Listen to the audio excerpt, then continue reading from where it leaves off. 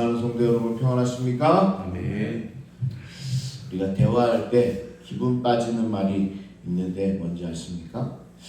진심을 다해서 조언해 줬는데 상대방이 퉁명스럽게 다 안다니까 그만 좀 가르쳐 주세요 이렇게 이야기할 때 기분이 확 상하는 거죠. 특히 자녀들에게 알려주려면 아이 다 알아, 아빠 다 알아, 왜 이렇게 계속 이야기해 뭐 이런 얘기하면 우리가 좀 마음이 상할 때도 있는 거죠. 오늘 로마 교회 성도들도 비슷했습니다. 바울이 로마 교회를 직접 개척하지는 않았거든요. 얼굴도 본 적 없는 사도가 편지를 보내서 이것저것 가르치니까 우리가 잘하고 있는데 왜 자꾸 그래? 이런 마음이 들 수도 있잖아요. 그렇죠? 우리 알아서 하고 있는데 왜 그런가? 그래서인지 14절에서 바울이 아주 부드럽게 문을 엽니다. 내 형제들아 너희가 스스로 선함이 가득하고 모든 지식이 차서 능히 서로 권하는 자임을 나도 확신하노라. 너가 잘하고 있는 거 내가 안다. 이렇게 이야기하고 있는 거죠. 어떻게 보면 우리가 대화를 시작할 때 그냥 본론으로 들어가기보다 이런 말을 하는 게 참 좋을 것 같아요. 네가 잘하고 있는 거 알아. 그런데 한 가지 이것은 조금 네가 했으면 좋겠어. 이런 식으로 말할 수 있으면 한 단계 성숙된 그리스도인으로 살아갈 수 있는 거죠. 자, 그러면서 이미 잘하고 있는 거 저도 잘합니다. 그런데도 15절에 다시 생각나게 하려고 담대히 편지를 썼다. 이렇게 이야기하는 거죠. 너희들이 잘하고 있지만 이거는 좀 다시 한번 생각해봐라. 이렇게 이미 아는 사람들에게 굳이 편지를 쓰는 이유가 뭘까? 바울에게 주어진 불타는 사명 때문에 그런 겁니다.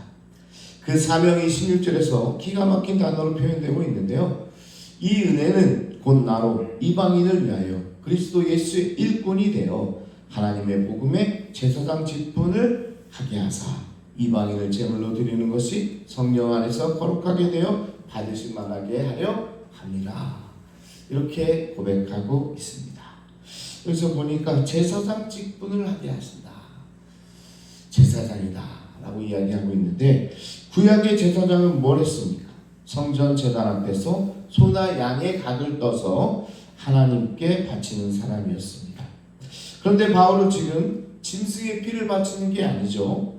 한때 유대인들에게 부정한 짐승 취급을 받던 이방인들을 찾아가 복음을 전하고 그들을 성령 안에서 거룩하게 변화시켜 살아있는 영혼의 제물을 하나님께 올려드리는 복음의 제사장 역할을 감당하고 있다는 겁니다. 자, 이방인들을 하나님께 올려드리는 역할을 본인이 하고 있는 거죠. 그렇기 때문에 로마 교회에 지금 편지를 써서 이렇게 이것저것 또 교훈을 주고 있는 겁니다. 그러면서 너희 몸을 산 제물로 드리라 이렇게 우리 바울이 이야기했는데요. 그 산 제물을 만들어내는 제사장이 바로 바울이었던 겁니다. 복음을 전해서 영혼을 변화시키고 그 영혼을 하나님께 올려드리는 거룩한 직분이 바로 이 제사장이었던 거죠. 자, 그렇다면 전도란 무엇입니까? 단순히 교회의 빈자리를 채우는 게 아니라 영원히 죽을 수밖에 없는 불쌍한 영혼을 십자가의 보혈로 씻어 우주 만물의 창조자이신 하나님께 가장 아름다운 제물로 올려드리는 것, 그게 바로 전도인 거죠. 특별히 또 마음 상한 분들, 또 시험 든 분들, 또 예수를 알지 못하는 분들에게 그 영혼을 하나님께 올려드리는 그 행위가 바로 전도라는 거죠. 저도 오늘 이 새벽 예배 끝나자마자 또 마음 다친 분 찾아가려고 하는데 여러분도 기도해 주시면 좋겠고 거기서 하나님께 그 영혼을 올려드리는 거죠. 그게 중요한 일입니다. 우리에게 맡겨진 바로 복음의 제사장 역할이라는 겁니다.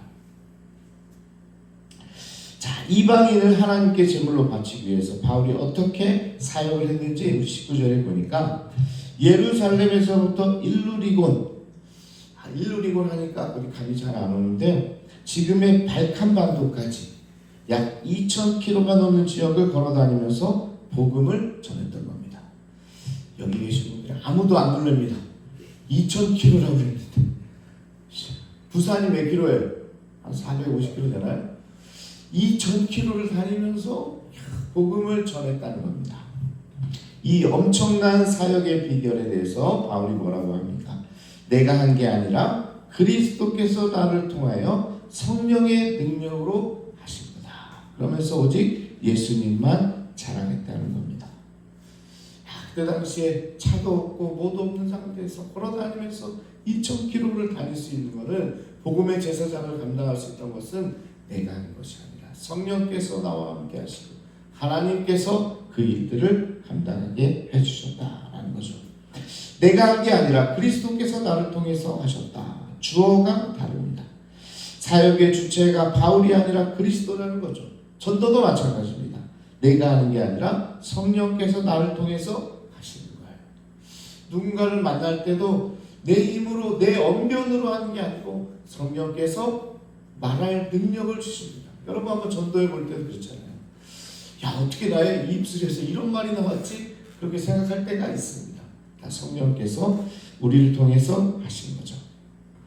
그래서 오늘 2,000km가 넘는 곳에 복음을 전하는 그런 열정이 바울에게 있었는데 그것은 다 하나님께서 하신 거라는 거죠. 그러면서 20절에 바울은 아주 독특한 선교 철학을 밝히는데 또 내가 그리스도의 이름을 부르는 곳에는 복음을 전하지 않기를 힘썼노니 이는 남의 터 위에 건축하지 아니하려 함이라. 이게 무슨 말입니까? 그리스도의 이름을 부르는 곳에서는 나는 가서 전도하지 않겠다. 뭐예요? 이미 예수를 알고 있는 곳에는 가서 복음을 전하지 않겠다. 한 번도 들어보지 않는 사람, 색자매기, 세상 사람에게 복음을 전하겠다. 이렇게 이야기하고 있는 거죠. 여러분, 이게 당연하다고 생각하면 당연할 수 있는데요. 그렇지 않습니다. 한번 생각해 보세요. 요즘도 우리가 사업을 할 때 이미 상권이 형성되고 시스템이 갖춰진 유명 프랜차이즈를 선호합니다. 왜 그럽니까? 그냥 맨 땅에 헤딩하기가 너무 어려운 거잖아요. 그러니까 맥도날드 아니면 뭐가 있을까? 유명한 프랜차이즈 이름을 딱 걸어놓고 음식점을 열면 어때요? 그 이름 보고 사람들이 오잖아요. 그러면 장사가 편하죠. 그냥 하는 것보다 안전하고 편하니까 그렇게 다들 하는 겁니다. 이것을 만약에 전도로 사업이라고 생각한다면 그래도 예수를 알고 조금 그래도 주님 예수님에 대한 마음이 호감이 있는 분들에게 가서 복음을 전하면 쉬운 거 아닙니까? 그런데 바울이 이야기하는 거예요. 나는 그런 곳에는 가지 않겠다. 바울은 편안한 정착지가 아니라 밀림을 뚫고 길을 내는 개척자 정신이 있었어요. 길이 낮은 곳에는 가지 않겠다. 얼마나 멋있습니까? 내가 가는 곳이 곧 길이 되겠다. 웨이메이커, 영어로 이야기하는 내가 길을 만드는 사람이 되겠다. 저도 어렸을 때 누가 밟아놓은 눈밭은 잘 안 가고 싶더라고요. 아무도 안 밟아보는 눈 있잖아요. 새하얀데 거기를 밟는 거죠. 근데 이 전도가 그런 겁니다. 오늘 바울이 이 개척자 정신이 있었어요. 이미 다 누군가 와가지고 복음을 전해놓고 이렇게 된 게 아니라 생개척을 하는 거죠. 야, 대단한 정말 그 열정 하나님께서 주셨다는 거죠. 다른 사람이 세워놓은 번듯한 교회 가서 대접받는 것을 원치 않았고 아직 한 번도 예수의 이름을 들어보지 않은 것 불모지에 가가지고 황무지에서 스스로 복음을 전하는 자. 그래서 21절에 이렇게 얘기합니다. 그에 관한 소식을 받지 못한 자들이 볼 것이요 듣지 못한 자들이 깨달으리라. 이게 바로 바울을 향한 하나님의 부르심이었다는 겁니다. 그럼 생각해보면요, 모든 성도가 이럴 수는 없어요. 이것도 어떻게 보면 달라집니다. 요즘에도 보니까 개척하시는 목사님이 계시고 이렇게 저처럼 청빙받아서 오시는 목사님이 있어요. 그거는 달란트가 다른 겁니다. 모두 다 개척해야 된다? 그럼 기존에 있는 교회는 어떻게 돌봅니까? 또 그렇게 할 수는 없지만 오늘 바울이 자기의 목회 철학, 선교 철학에서 이렇게 얘기하고 있는 거죠. 나는 예수의 이름을 한 번도 들어보지 못한 것. 예수님에 대해서 호의적인 곳이 아니라 적대적인 곳에 가서 복음을 전하겠다. 그 열정만큼은 정말 대단한 거죠. 두 이야기를 들려드리고 오늘 말씀을 마치려고 하는데요. 먼저 130년 전 바울과 똑같은 심장으로 이 땅에 찾아오신 훌륭한 선교사님이 계십니다. 그 이름은 로버트 토마스 선교사인데요. 1866년에 그의 나이 고작 26이었어요. 야, 여러분 26세 그때 당시 얼마나 우리 미개한 나라 아닙니까? 그 한국 땅에 발을 들이려 온 거죠. 자, 이미 복음이 널리 펴진 안전하고 편안한 유럽 교회를 떠나서 예수의 이름이 한 번도 불려준 적이 없는 극동 미지의 땅 조선을 향해 배를 탔습니다. 남의 터 위에 건축하지 않고 스스로 복음의 쟁기를 들고 황무지로 온 거죠. 마치 바울과 같은 마음으로 온 겁니다. 자, 그랬으면 좀 잘 됐으면 좋잖아요. 안 그래요? 26세 정말 뭐 아는 게 뭐 얼마나 있다고. 그런데 그는요, 평양 대동강 면에서 도착하자마자 조선 군인들의 칼에 목숨을 잃게 됩니다.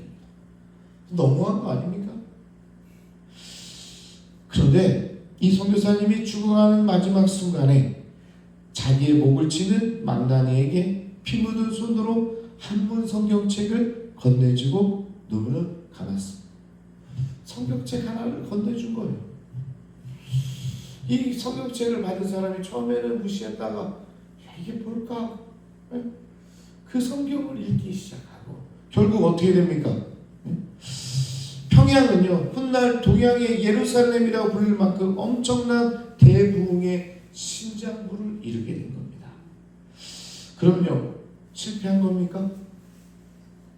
제대로 복음도 전하지 못했는데 그게 실패가 아닌 거죠. 그는 조선이라는 민족을 하나님께 바친 위대한 복음의 제사장이 된 겁니다. 제대로 한 명에게 전도하지는 못했지만 이 미지의 땅에, 미개한 땅에 정말 예수 그리스도의 복음, 성경을 전해준 자로 나중에 대영적 부흥의 역사를 감당한 자로 제사장으로 남게 된 거죠. 자, 그러면 우리는 어디로 가야 됩니까? 우리 모두가 바울처럼 또 이 토마스 선교사처럼 할 수는 없다고 했잖아요. 두 번째 이야기를 한번 들어보세요. 한 형제가 부서원이 한 10명 정도 되는 평범한 중소기업에 다녔습니다. 동료들 중 예수님을 아는 사람이 아무도 없었어요. 예수 믿는 사람이 아무도 없었어요. 형제님이 어느 날 새벽 기도 중에 이 말씀이 마음에 들어온 거예요. 남의 터 위에 건축하지 않겠다. 바울이 한 이야기가 딱 마음에 들어온 거예요. 아직 그리스도의 이름을 들어보지 못한 곳에 나는 나아가겠다. 그때 깨달은 거죠. 어디 먼 곳이 아니라 내 사무실이 바로 예수의 이름을 들어보지 못한 곳이구나. 여기가 나의 일루리곤이구나. 나의 조선 땅이구나.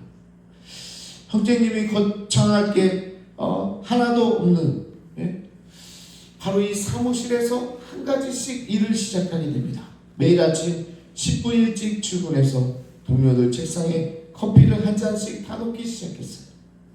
아픈 동료가 있으면 조용히 기도해 주겠다고 했고, 점심시간에 힘든 이야기를 꺼내는 후배의 말을 끝까지 들어주고 챙겨줬어요.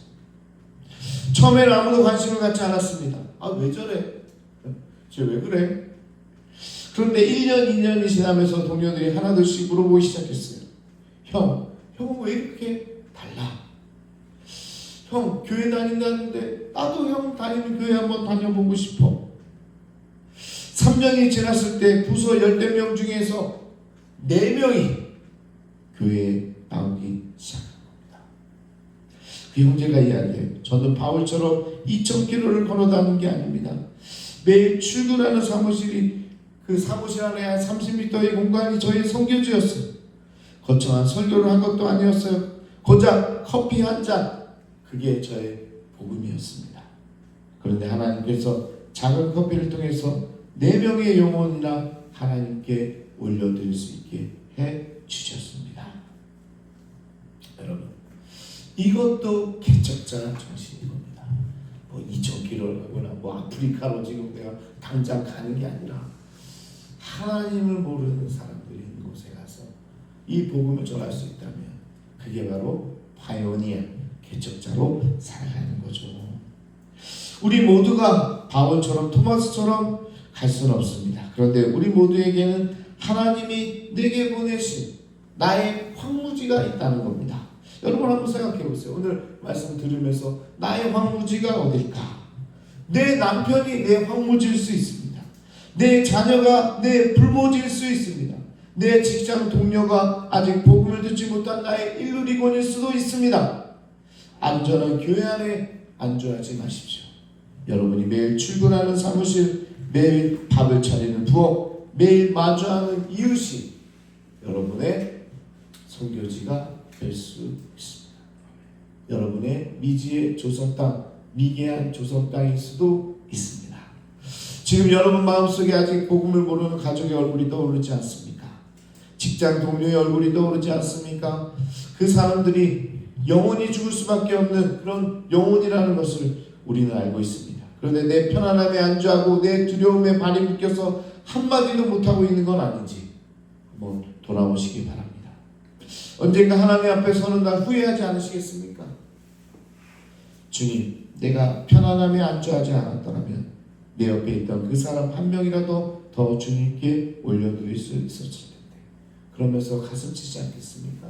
지난번 우리 한 명이 라이언 일병과기 거기에서도 나왔다고 했는데, 우리 유대인들 한 명 수천 명을 뭐예요?